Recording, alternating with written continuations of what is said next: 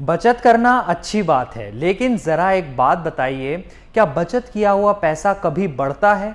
नहीं। लेकिन दोस्तों, महंगाई बढ़ती है। मसलन समय के साथ उस पैसे का जो मूल्य है वो घट जाता है। इसे ऐसे समझिए कि अगर आप एक सामान 100 रुपए का खरीदना चाहते हैं और उसके लिए बचत कर रहे हैं, लेकिन महंगाई की वजह से वही सामान 150 रुपए का हो जाए, तो क्या आपकी बचत काम आएगी? नहीं। इसलिए ज़रूरी है निवेश करना, ताकि आपका पैसा भी बढ़ता रहे, 2 गुना हो और लाइफ में सेट किए गए गोल्स पूरे हों। लेकिन निवेश कहाँ करें? आजकल चारों तरफ बात शेयर बाजार की हो रही है। यहाँ रिस्क तो है, लेकिन सबसे ज्यादा रिटर्न शेयर बाजार ही दे रहा है।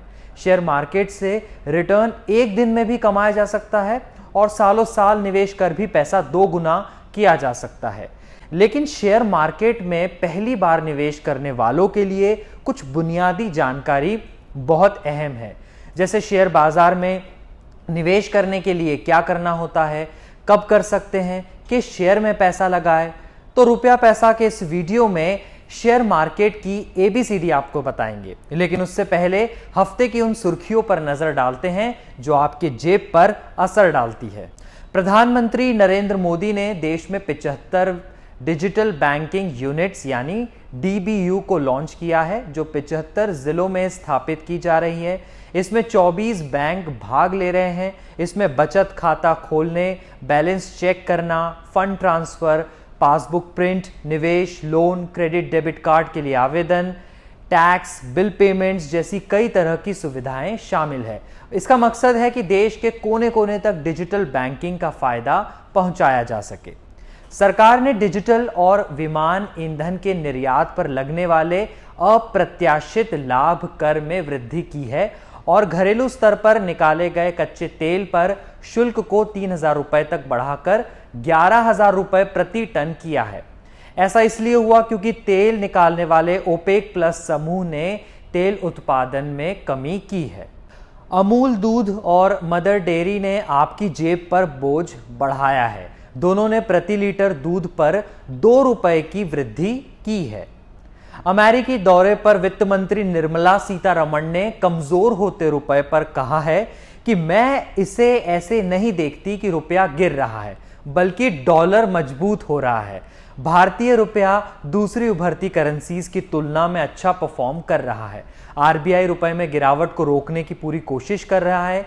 क्रिप्टो को लेकर उन्होंने कहा कि हम क्रिप्टो करेंसी से संबंधित मामलों को G20 देशों के सामने चर्चा के लिए लाना चाहते हैं, ताकि वैश्विक स्तर पर एक फ्रेमवर्क या SOP पर पहुंच सके।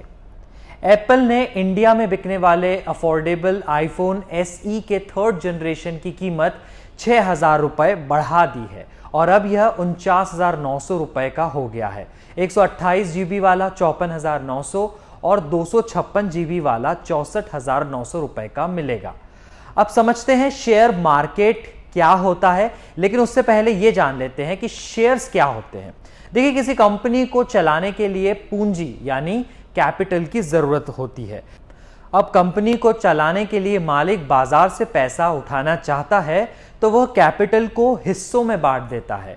यही हिस्से कहलाते हैं शेयर।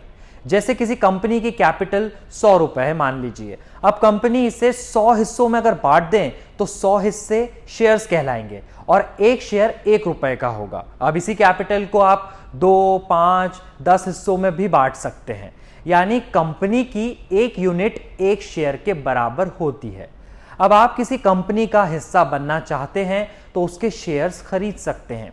इन्हीं शेयर्स की जब आप खरीदी बिक्री करने जिस बाजार में जाएंगे उसे कहते हैं शेयर बाजार। यह बाजार 2 तरीके से चलता है।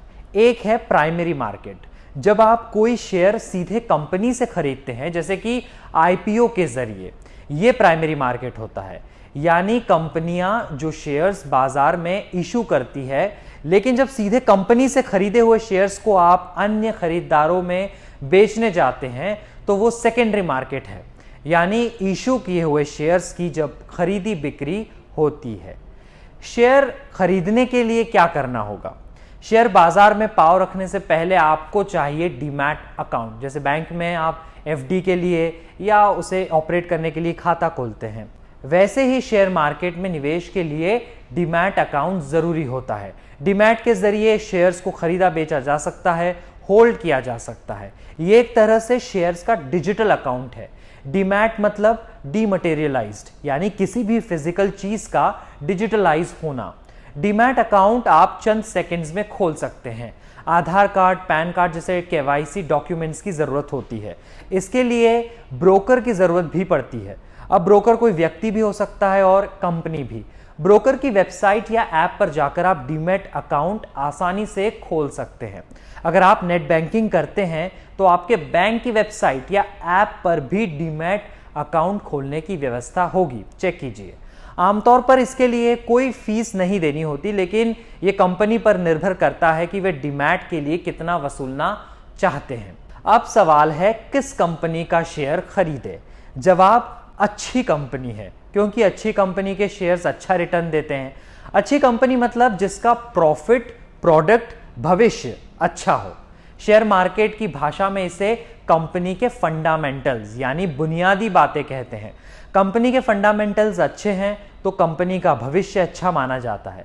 इसके लिए आपको कंपनी की सालाना बैलेंस शीट पर नजर रखने की जरूरत होती है, यानी कंपनी कितना कमा रही है, कितना कर्ज है, कितना मुनाफा हो रहा है, कंपनी के शेयर्स ने पहले कैसा प्रदर्शन किया है, ये सब देखना होता है। कई बार खबरें भी कंपनी के शेयर्स को प्रभावित करती है, जैसे कि जब दुनिया के सबसे अमीर आदमी इलॉन मस्क ने ट्विटर को खरीदने का ऐलान किया तो निवेशकों में ट्विटर के शेयर्स को खरीदने की होड़ लग गई थी। लेकिन निवेशक केवल कंपनी के फंडामेंटल्स पर ध्यान दे तो भी काम बन सकता है।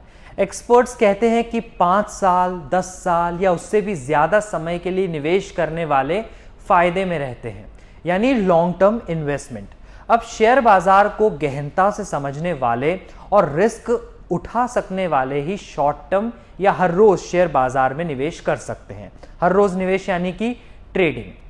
अब सबसे पहले आप यह तय करें कि निवेश कितना करना है और कितने समय के लिए। फिर तय करें कि आप निवेश करना क्यों चाहते हैं, यानी कि आपका उद्देश्य क्या है, गोल क्या है। जैसे शिक्षा के लिए, शादी या घर खरीदने जैसे गोल्स हो सकते हैं। इसी के अनुसार आप आगे बढ़ते हैं और तब तय करते हैं कि आपको किस शेयर में निवेश करना है। शेयर मार्केट में शुरुआती आप धीमी रखें। सबसे पहले ऐसे शेयर में निवेश करें जो सुरक्षित है, यानी उन बड़ी कंपनियों के शेयर्स खरीदें जो दशकों पुरानी है, प्रॉफिट में रहती है और आगे भी रहेंगी। इससे आप नुकसान में नहीं रहेंगे। जब इसमें निवेश कर लें तो शेयर्स को स्टडी करना सीखें, कंपनी की बैलेंस शीट पढ़ना सीखें। तो शेयर्स और कंपनी की स्टडी करना जरूरी है।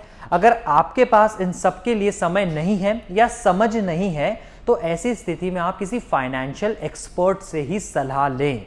एक्सपर्ट को बताएं कि आप कितना खर्च करना चाहते हैं और कितने समय के लिए, आपका निवेश का उद्देश्य क्या है और आप निवेश से कितना रिटर्न की अपेक्षा कर रहे हैं। एक उपाय म्यूचुअल फंड भी है, जिसमें कुछ एक्सपर्ट्स आपके जैसे कई निवेशकों के पैसे को कहां लगाना है ये तय करते हैं। म्यूचुअल फंड के बारे में भी डिटेल में बात होगी किसी और दिन। आपको ये वीडियो अच्छा लगा तो चैनल को सब्सक्राइब जरूर करें और नए वीडियो की जानकारी के लिए बेल आइकन दबाएं।